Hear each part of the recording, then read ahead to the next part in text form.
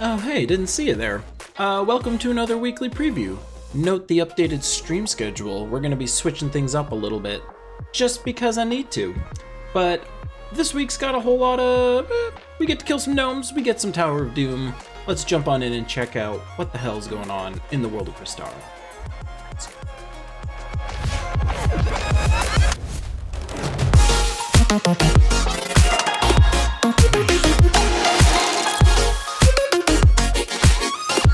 This week we got Tower of Doom. It's green, which means we're using green people. I'm using these green people, which is wild, and the Wild Queen's on it, just for fun. This is a very fun team, it's a very lethal team, it's a psycho team. This will be a very safe and easy team to use, probably up to around like level 20-ish. You could use this all the way forever if you wanted to, just have to play it a little safe. But this team is going to be what I run through because I feel like having fun this week. Beyond all of that, if you jump into the shop and you get yourself up to tier 4, you can get this weapon. It's one of the mixed type things that does skulls and green gems based on the number of green enemies that you fight, which means it's only ever used for Guild Wars defense, and admittedly they're hardly even used for that. So I would recommend saving all your forge scrolls that you're going to be getting for the actual weapons that do Doom Skull conversions. The green ones would go towards your Doom Glaive, for instance, if you happen to have that. Otherwise, always recommend you get the weapon, so get up to tier 4, get the weapon, throw it in the garbage until it's time to be used some other date in the future. But we got a crap ton of other teams that you could be glancing at right now. First team looks a lot like a Delve team I've shown you before, cause it is. It's using Yasmin's Pride here to give yourself a ton of health. It's using Yao and Ketras to do a crap ton of damage, boosted by all the health that you gave him with Yasmin's Pride, and Possessed King to make everybody happy. Sunspear can be used pretty much the entire event. I don't see any issues with it, but if you get up to level 20-ish and you start running into problems, feel free to switch to Titan. It'll work just fine. Alternatively, you could use this team, which looks a lot like the Explore Spam team that you may have seen me put together before. It's using the Shield of Urskaya to give yourself a ton of armor on your Rowan, and you've got Apothecary and Leprechaun here to just pop and pop and pop and give you lots and lots of mana. Eventually, you'll just hit Rowan and you'll kill everybody on the other team. For the first like 5 to 10 levels, you'll probably need like 1 Shield of Urskaya cast on Rowan. For like levels 10 to 15, you might need 2, and from like 20 and beyond, you might need 3. But this team will be very, very safe. You'll have barriers all over the place. You'll have barriers from just catching browns. You'll also have barriers because you're casting the shield. Whoever you cast shield on gets a barrier. So this team will be fairly safe as well. If you have a little less bells and whistles, you could use something like this, which is a traditional Mang build. So you got Mang to get all of your attacks stupid high. You've got Moon Rabbit, which will start off Forest Guardian. And then since Forest Guardian converts stuff into skulls, you'll be able to do all that fun stuff. So lots of mana conversion going on here. Just cast Mang on the strongest troop that they've got armor-wise and destroy everybody in the game. You'll have cleanse, you'll have healing, you'll have mana for days. Happy times for all. And finally, for folks that are not really having a ton of troops just yet, we've got lots of mana conversion and explosion going on here. Stringfiddler, hopefully you were able to pick up earlier on in the week, if you don't happen to have Stringfiddler from like, what, 2, 3, 4 weeks ago? You can replace this with pretty much any mana generator that you'd like, but the general idea here is that Naga Queen is going to be healing everybody, Apothecary is going to be cleansing everybody, Stringfiddler is going to be exploding and silencing people. Basically 3 mana generators and a Mang is the name of this team. So chuck your Mang in the top slot and then put a bunch of mana people underneath it, and this team will also slam all the way through. In the Glory Rewards section, we've got Tuliao. We got the thick-thighed, little crazy, weird-looking hair-on-a-stick lady here. So since I'm posting this video somewhat later than usual, I have some updated perspective on this. I disagree with the general sentiment that I've seen on the forums. I do not agree that this troop is very useful. So basically this is allowing you to choose a color, and then you enchant everybody that happens to have that color, and then you also give them 6 mana boosted by the number of gems of that color on a 4-to-1. So if there's like the standard number of gems on the board, let's say 12 of a specific color, cast it on green, that's going to get you an extra 3 mana from the boost, and then you'll get the 6 mana from this. And then you'll be enchanted, so you'll get 2 every turn, just for the people that you pick. This seems like a good mana generator, but the problem is that it doesn't do anything to the board, and you can take the stance that that's good, and you can take the stance that that's bad. I take the stance that that's very, very bad. So if you don't touch the board with the spell cast, that means A, you're giving over your turn for free, but then B, you're not being able to trigger any special effects on 4 or 5 matches, so you're not going to be able to do like mana bouncing, you're not going to be able to trigger like stat boosting with different troops, you're not going to be able to do anything cool that all these troops do when you match certain kinds of gems. You're just getting some mana. So I don't see myself ever using this troop. I don't recommend anybody uses this troop. If you happen to have like no cards whatsoever, this will certainly be an effective mana generator for you. However, any of the empowered converters are better. Any of these skull converters are certainly better. Anyone that has convert gems into blah is better than this troop as far as I'm concerned. Because it doesn't have any kind of fast mana start, you're going to have to work super hard to try and fill her. And trait-wise, there's really nothing too exciting here either. So, personally, I don't think this troop is super great. I don't think it's awful. It's certainly interesting, but I would never, ever, ever use it. So I would say if you're an early game player, this troop will be very valuable to you. Being able to generate mana this effectively will be certainly great for you. Once you hit the mid game and certainly in the end game, you will pretty much never, ever, ever, ever use this troop. Or you shouldn't, is my recommendation. But it's there. Holy crap, is it there? So jump into the Glory Reward shop and get a crap ton of these. You'll get all these fun keys and you'll get 2 arcane lights. Wow.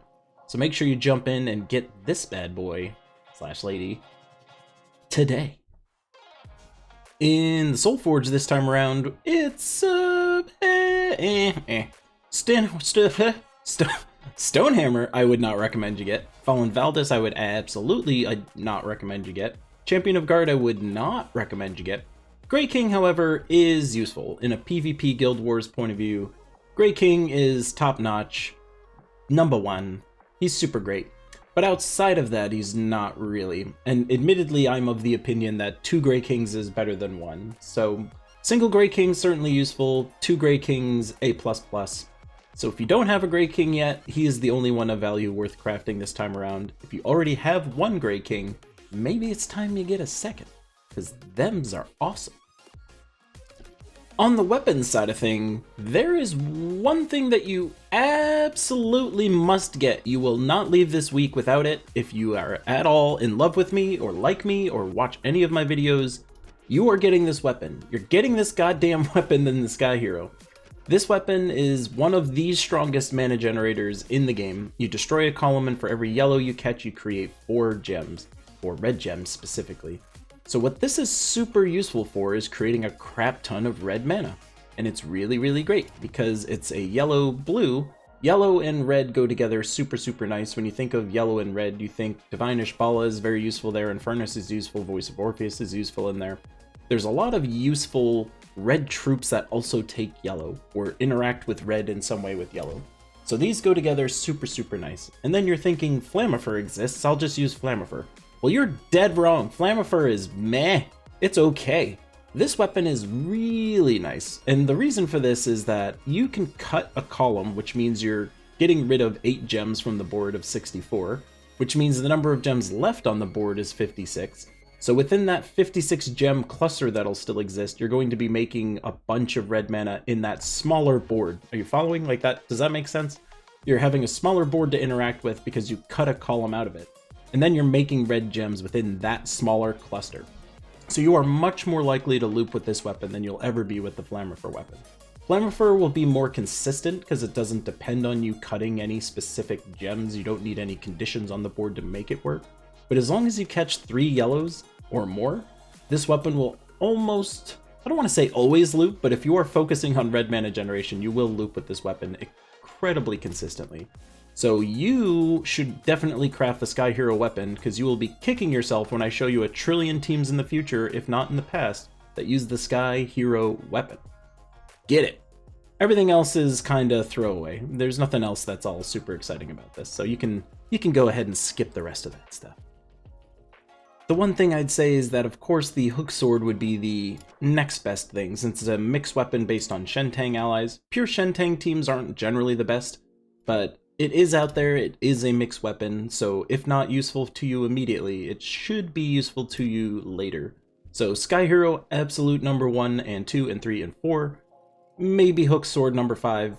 pit knife, whatever, get it from the Faction Assault event if you so choose, or you can craft it. That's your weapons, as far as the Soulforge is concerned. I will quickly throw a nod to the weekly event shop that's out there. The festival staff's in there.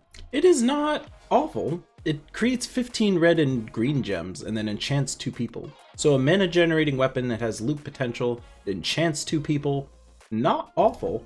It is $5. You do get 2 event keys if that makes you feel any better.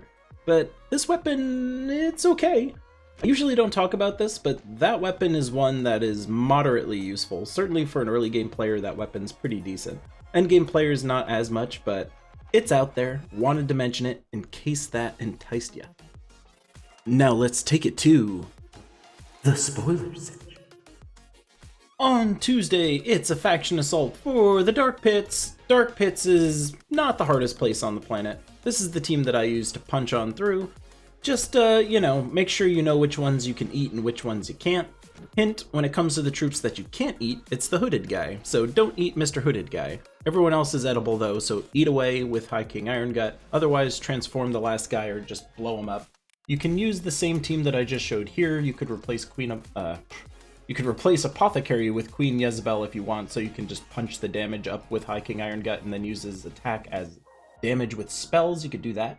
Although I like to use this version of the team, you could certainly use Queen Jezebel and also punch all the way through if you so chose. On Wednesday, we get ourselves a pet rescue for the Ursquala? I don't know. But it's this little tribal looking koala guy for Australia Day. So make sure you grab that on Wednesday. Then on Thursday, we get ourselves a Bard class event. Bard class is a very, very good class for early game players, since it has this ability to give all yellow allies 1 stat every turn. Very useful for early game players. You'll outstat the other team very quickly with that kind of a thing. Talent tree wise, there's nothing incredible, but it's not awful. The Arcane tree will at least get you access to some spell reduction. You'll also get access to 50% mana start if you want. That's kind of it, though, as far as interesting talents go. The rest of these are kind of just minor enhancement-y kind of things. So talent tree is pretty uninspiring. You do get the 50% mana start and 20% spell reduction. But beyond all of that, it is a wild folk, so wild folk troops are generally interesting, but usually not the best. So let's look at some teams you can use for this class event. As far as teams you can use, it is this one for the higher level folks that happen to have all the cool stuff. We've got Glaive in there, we've got a Trickster in there for mana generation, we've got the Wild Queen to just pump out even more damage, and then we've got Luna there just for some extra mana bouncing and for some AoE damage kind of goodness. This team will shred everything. You'll have some barriers because you're running it with Titan class. Should be lickety split, not too bad, and pretty fun to use. Alternatively, if you want to herd a bunch of goats, apparently, you could use this team, which is using the Staff of Many Goats, and then you use the same kind of team that I showed you before. This will just get you a ton of mana with your main weapon, and then you're generally relying on Luna and Wild Queen for the rest of your damage.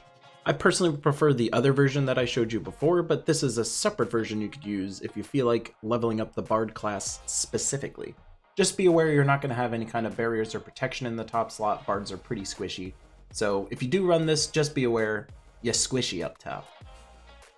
And finally, you could just use this, which is taking advantage of the fact that you can have Mountain Crusher giving you barriers constantly, but then we have Lapina Explorer, which is also getting you some decent damage out of this. It'll hit the first 2 enemies with a decent amount of damage, but the boost is also pretty decent, so for every green you catch in this little plus symbol you're going to be making, you're going to be doing a decent amount of damage to 2 people. Fonessa is going to be doing a decent amount of damage as well, but also healing everyone on your team. So this team should be pretty darn safe, a little slower, but will totally work.